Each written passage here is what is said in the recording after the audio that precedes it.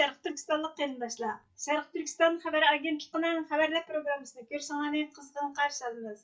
Tövəndə təfsili məzmunlarını diqqətinizə sunumuz. Xitay Norvegiya bilan yeşil energiya cəhətdə həmkarlıq münasibəti o'rnatish haqida izlanmoqda ekan. Reuters agentliğinin 9 sentyabr günüdəki xəbəriga qaraganda, Xitay prezidenti Xi Jinping Norvegiya bilan həmkarlaşıb yeşil energiyani o'z ichiga olgan turli sohada do'stona hamkorlikni ilgari surishni xohlaydi ekan. Xi Jinping ikki davlatning hamkorlik munosabatini muhit asrash, energiya, qatnash transport, dehqonchilik va baliqchilik mahsulotlari, shundaqla elektr motorli qatnash vositalari qatorliq sohada kengaytirishni xohlaydiganligini bildirgan. Xitoy Markaziy televiziya stansiyasining xabar qilishicha, Ukraina krizisiga qarta Xi har qaysi taraflarning suhbat orqali siyosiy hal qilish chorasini tepib chiqib, foydali sharoit yaratib berishni umid qilganligini aytgan. Ve yana hozir dunyoda misli ko'rilmagan o'zgarishlar tizilishyotidi va xalqaro jamiyatning to'g'ri tanlash qilmasligi sinalmoqda. Xitoy tinch taraqqiyot yo'lida mangadi degan. Norvegiya bosh ministri ikki rahbar klimat va sijil taraqqiyot siyosati, shundaqla savdo va kishilik huquq masalasini muzokara qildi. Xitoyning qilayotgan ishlari dunyoning boshdan kechirayotgan yeshil energiya o'zgarishida intayin muhim ahamiyatga ega degan. Şərq Türkistan sürgündə hökuməti Xitay bilan Norvegiyaning hamkorlik munosabatiga qarta noroziligini bildirdi. Şərq Türkistan sürgündə hökumətinin tashqi ishlar ministri Salih Tayyar Əfəndining bu haqda e'lon qilgan bayonotida Şərq Türkistan sürgündə hökuməti Norvegiya bosh ministri Jonas Gahr Størening Xitoyni ziyorat qilayotganligidan andish qiladi. Yeşil energiya va muhit hamkorligi to'g'risidagi suhbatlar davomlashayotganda elektr motorli qatnash vositalari va quyosh energiyasi uchun ishlatiladigan xom ashyolarning ko'pinchisi Xitoyning ishg'ol qilib olgan Sharq Turkistondagi Uyg'ur va boshqa turkiy xalqlarga sistemlik irqiy qirg'inchilik, insoniyatga qarshi jinoyat yurgizib, majburiy tutqun qilib, qul qilish orqali ishlab chiqarilgan bo'lib, buni e'tirof qilish intayin muhim. Sharq Turkiston sürgündə hökuməti Xitoyning irqiy qirg'inchilikchi hokimiyati bilan bo'lgan har qanday hamkorlikni kuchlik ayblaydi. Biz Norvegiya va xalqaro jamiyatni Xitoyning atalmish Şinjanda elib berayotgan mustamlikachilik, irqiy qirg'inchilik va ishg'oliyat harakatini ayblash orqali o'zlarining kishilik huquq va erkinlikini qo'g'dash va'dasini o'rnatishini talab qilamiz. Biz Xitoyning irqiy qirg'inchiligini mumkin qiladigan va davomlashtiradigan har qanday hamkorlikni rad qilishni talab qilamiz. Yeşil energiya va taraqqiyot ezilgan xalqni eksploatatsiya qilish ustiga qurilmasligi kerak. Bizning o'rtaq kelgusimiz sheriklik emas, axloq siyosati orqali yeteklanish kerak dedi. Tajovuzchi Xitoy chet ellarda yashayotgan Uyg'urlarga qora qo'lini so'zmoqda.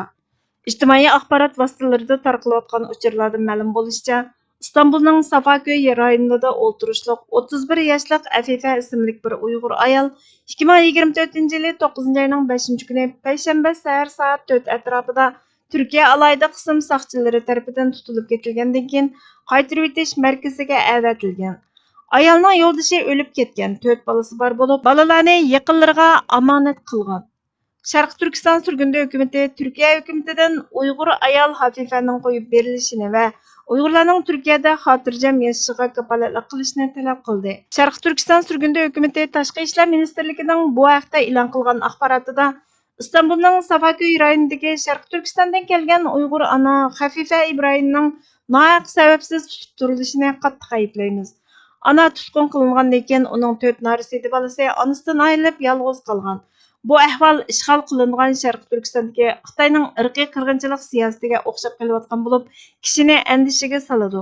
Bu xil harakatlar Xitoyning Uyg'ur bolalarini oilalaridan majburiy ayirib etish orqali oilalarni yo'qotishdagi sistemlik tirishchanligini aks ettirdi. Biz Turkiya hukumatini irqiy qirg'inchilikchi Xitoy hokimiyatining besimi bilan Uyg'ur va boshqa Sharq Turkistonliklarni tutqun qilib, Xitoyga topshirib berishni darhol to'xtatishga chaqiramiz. Türkiye tarixdan buyon Sharq Turkiston xalqining panolanadigan joyi bo'lib kelgan. Biz shuningga ishonamizki, Türkiye davlati, Türk millati adolat va kuyimchanlikqa ega. Türkiye hukumatining hozirgi siyosati Turkiyaning bu qimmat qarashlariga xiyonat qiladi. Biz Turkiyaning Xitoyning zolim va irqiy qirg'inchilikchi tuzumi bilan hamkorlashishini to'xtatishni, nohaq tutib qilingan Sharq Turkistonliklarning hammasini darhol qo'yib berishini talab qilamiz. Türk millati va xalqaro jamiyat bexatarlik va adolat talab qilgan Sharq Turkiston musofirlarining asosiy kishilik huquqiga daxlat taruz qilganlik uchun Turkiya hukumatining mas'uliyatini surishti qilishi kerak. Sharq Turkiston sürgündə hökuməti xalqımızın qoğdılışı və erkinlik üçün kurash qilishni davomlashtiradi dedi. Xitoy Hindiston bilan bo'lgan amaliy kontrol liniyasi bo'yida havo mudofaa kuchini oshirmoqchi bo'lgan. Tunji pochta xabar torining 8-sentabr kunidagi xabariga qaraganda, Hindiston Xitoy munosabati 4 yil ilgari Galvan to'qinishidan buyangi eng tuvan saviyaga tushib qolgan bo'lib, ikki davlat kattaboshlari o'rtasida bir qator tirkishishlar mavjud. Xitoy Tibet va Sharq Turkiston amaliy kontrol liniyasi bo'yida ul asliya qurayotmoqda bo'lib, Xitoylar to'qinishga havo kuchi orqali taqobil turishni qo'shmoqchi bo'lgan.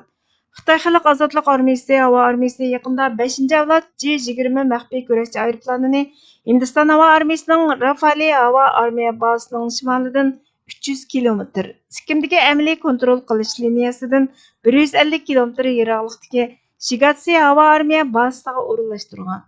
J-20 tipliq aeroplanlar Pangong Tiso ko'lining shimoliga 350 kilometr keladigan Sharq Turkistonning Xotan havo armiya bazasidan tijorat qilgan.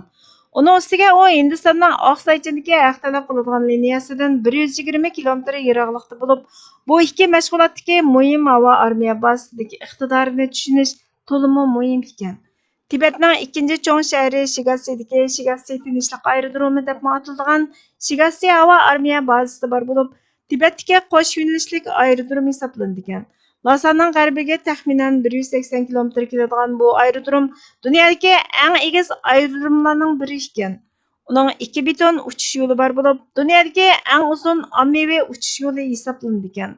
Uning bilan o'xshash uzunlikdagi birdan-bir uchish yo'li Rossiyaning g'arbiy janubidagi Ulyanovskiy Vostochniy aerodromi bo'lib, aerodromda har yili 2000 dan ortiq harakat va taxminan 200 ming yo'lovchi ko'riladigan. Zo'r miqdordagi yukma havo orqali to'shiladigan. Ikkinchi uchish yo'li 2017-yili yasalgan bo'lib, Guizhou WZ-7 uchayotgan ajdarho uchiqsiz aeroplanining u yerdan mashg'ulot qilayotganligi ko'rilgan. 2024-yili mayda 6 dona J-20 maxfiy kurashchi aeroplanining havo bo'shlig'idan harakat qilayotganligi ko'rilgan.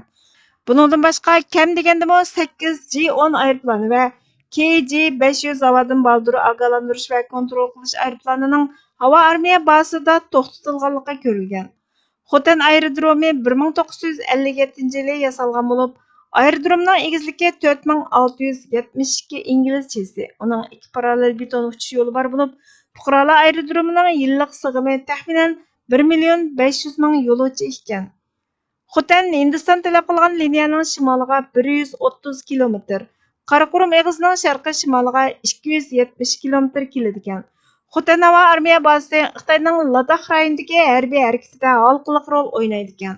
Xotandagi har ikki uchish yo'li hozir aktiv. Ikkinchi uchish yo'li aslidagidan uzun bo'lib, uzunligi taxminan 3700 metr. Yangi uchish yo'li bilan birga bir qator harbiy imoratlar va boshqa qurilishlar yasalgan. Uzunligi taxminan 3700 metr keladi ekan. Qashqarda yana bir havo bazasi bor bo'lib, u Hindiston talab qilgan liniyaning shimoliga 300 kilometr. Lex bilan bo'lgan oraliqi 600 kilometr keladi ekan. Uning egizligi 4529 inglizchasi, ya'ni 1380 metr keladi ekan. Qashqarga joylashgan yana bir havo bazasi bor bo'lib, u Hindiston talab qilgan liniyaning shimoliga 300 kilometr. Lex bilan bo'lgan oraliqi 600 kilometr keladi ekan. Uning egizligi 4529 inglizchasi, uzunligi 10499 inglizchasi keladi ekan. Xalq Ozodlik armiyasining kurashchi aeroplanlari mavjud bo'lib, hatto sun'iy amra suratlaridan ko'rgili bo'ladi ekan.